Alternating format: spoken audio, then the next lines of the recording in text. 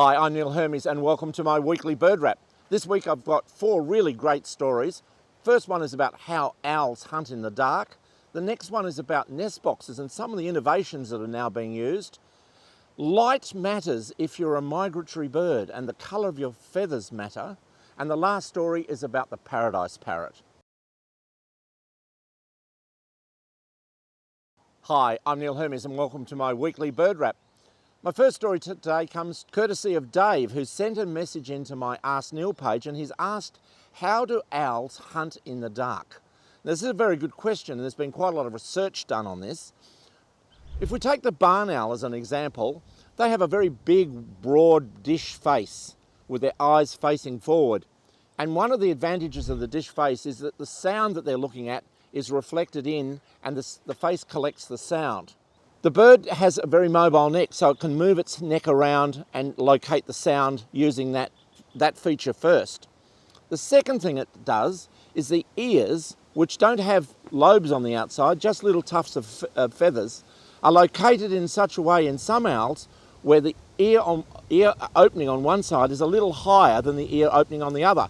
And that difference means that the owl can actually locate the sound to within about 1.5 degrees up and down and left and right. So it's an extremely accurate way of detecting where the sound's coming from. Another feature of owls is when they take off and fly, they're extraordinarily silent. They make no sound as they fly in to disturb the mouse. And this is because the edges of the feathers are braided in such a way that they don't cause any disturbance in the air to make that fluttering sound that you hear with some birds. So they can zoom in on the mouse in a way which captures it without the mouse rather, knowing it's even coming towards it. So they've got this number of techniques which means that they can find the mouse in that way. Some researchers believe that an owl can actually detect a mouse in a space without any visual signals at all, just solely on what it can hear when it's flying in. An amazing ability that's made owls all around the world so successful at hunting at night.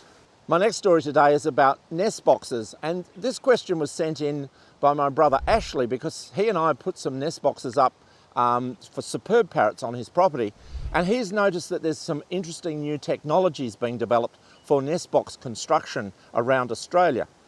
There are traditional boxes being made, and there's a company on the north coast of New South Wales that makes thousands of nest boxes every year. And they're made in the traditional way with timber, with holes drilled into the timber and framing inside. And that's still a very popular way of putting up structures to help birds nest where nest boxes are otherwise unavailable. However, there's some distractions with that system. One is you're having to use timber, and you've got to source the timber. Another is that they tend not to last a long time in the wild, maybe up to 10 years max, but they do deteriorate. And a third problem with the timber boxes is that the insulation capacities of small sheets of timber is not as good as a tree. So people have been looking for different techniques to try and work out ways in which they can build boxes. One technique is to use a chainsaw to actually cut a piece out of a tree to open up a new hollow, and that's been used quite extensively in parts of New South Wales. Another technique which has just been announced is a system of using a drill to drill into a tree and creating a small hole. You can see in the picture attached to this clip where they drill a small hole and access the hollow inside, the natural hollow that's already inside the tree. And that gives access for birds and other species to get into the tree. In Western Australia, where we have the Carnaby's cockatoo, which is extremely rare, they're experimenting with plastic tubes. The Carnaby's cockatoos nest in vertical hollows, and plastic tubes have been used as a way of trying to increase the number of hollows for that species in WA. And a number of experiments are now being done to make modularised nest boxes out of non-timbered material. And there's a picture on the clip that shows you one of those systems that's been developed in New South Wales, and no doubt there'll be more. So there's a lot of experimentation going on to trying to work out how we can build more nest boxes, how they can be built in a way which attracts the birds more and also protects the birds when they're in the nest. My next story today is about migratory birds, and there's just been an interesting paper published in the last couple of weeks that's looked into a feature that's not been understood particularly well with migrant birds. We all know that migratory birds have certain adaptations to be able to travel a long distance as they do. They'll have very strong, large muscles. They'll have large and powerful wings. They will take the routes that are best suited for them in terms of using the prevailing winds, etc. But it's still a huge challenge for a bird to migrate 1,000, 5,000, 10,000 kilometres to its wintering grounds. And some research that's just been produced shows that colour may be an important factor for migratory birds. We all know colour's important. Lots of birds have enormously elaborate colours for mating. They have colours that are important for camouflage.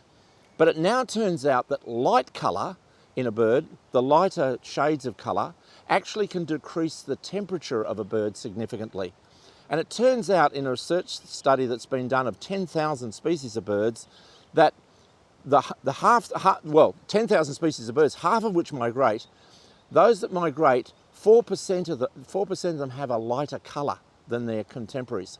Whilst it's not a big factor, 4 or 5%, if you're cooling your body in such a way that you can use your muscles more and you don't overheat, you don't necessarily have to, for example, fly higher to keep cooler because your feathers are actually keeping you cooler in flight. A fascinating part of the research that is being done into how it is that birds can actually manage these enormous, challenging flights they do during their migrations.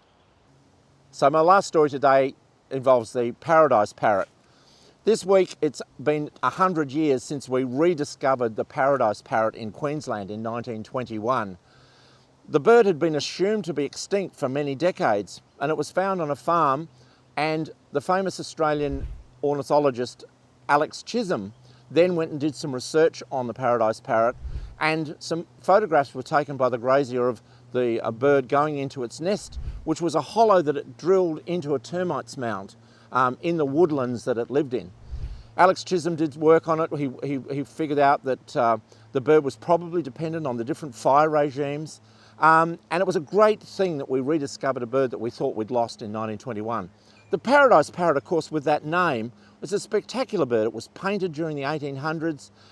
There was a black and white photograph taken of it when it was rediscovered in 1921. And so there was a lot of excitement about the rediscovery of this presumed extinct bird. But sadly, it has now actually disappeared again, and it's probably fire regimes that have been the problem in the cattle country where this bird used to occur. And sadly, the Paradise Parrot is the only mainland Australian bird species that has actually been declared extinct. But it is a sobering reminder to us of when we get birds down to very low numbers that we have to be very diligent in terms of doing things to keep the birds, because we don't want more birds added to the list of extinct species in Australia and to join the Paradise Parrot. So the Paradise Parrot, rediscovered in 1921, but now sadly gone forever. So that's all I have for you for this week's wrap. Thanks to Ashley and to David for sending questions to the Ask Neil page. I'm happy to answer questions on the wrap or to send you information by email if you send information in. So thanks for watching and happy birding.